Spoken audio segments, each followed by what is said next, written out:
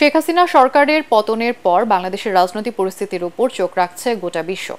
জাতিসংঘ সহ আন্তর্জাতিক বিভিন্ন সংগঠন এবং বিশ্লেষকরা বলছেন, ছাত্র জনতার অভূতপূর্ব এই বিজয় অনন্য ইতিহাস হয়ে থাকবে। তবে সংঘাত সহিংসতার মধ্যে অর্থনৈতিক বিপর্যয় কিভাবে সামাল দেওয়া হবে তা নিয়েও উদ্বেগ জানানো হয়েছে। দেখুন ফারহিন ইসলামের ডেস্ক রিপোর্ট।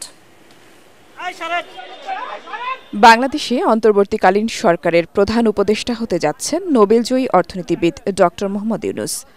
বিএনপি চেয়ারপারসন সহ নেতাকর্মীদের মুক্তির পর চাঙা ভাব নিয়েছে বড় রাজনৈতিক দল বিএনপিতেও, যদিও পরিস্থিতি এখনও অস্পষ্ট।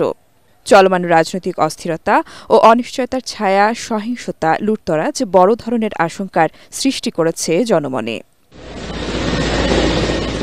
সরকার পতনের পর গণভবন ও সংসদ ভবনে অরাজকতা সহ সারা দেশে সহিংস পরিস্থিতির জন্য দীর্ঘদিনের অপশাসনকে দুষছেন জাতিসংঘের আবাসিক প্রতিনিধি।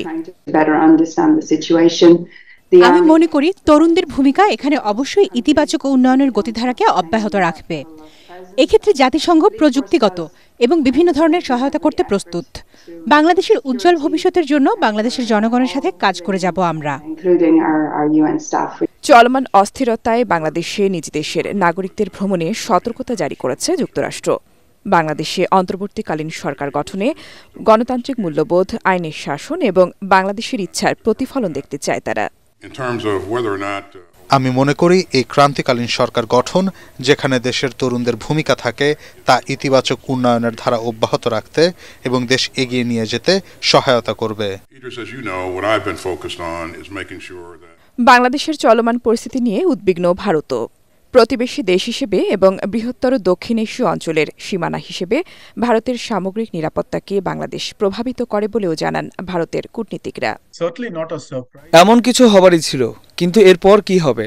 তত্ত্বাবধায়ক সরকারের প্রধান হিসেবে নোবেল বিজয়ী মোহাম্মদ ইউনূস গ্রহণযোগ্য ব্যক্তি, তবে তত্ত্বাবধায়ক শাসন কতদিন চলবে এটা অনিশ্চিত। মূলত সরকারি চাকরিতে কোটা সংস্কারকে ঘিরে বৈষম্য বিরোধী ছাত্র আন্দোলনের তরুণদের নেতৃত্বে হয় নজিরবিহীন এই আন্দোলন ও বিজয়, যাকে ইতিবাচক হিসেবেই দেখছে আন্তর্জাতিক মহল। Bureau report, ATN Bangla.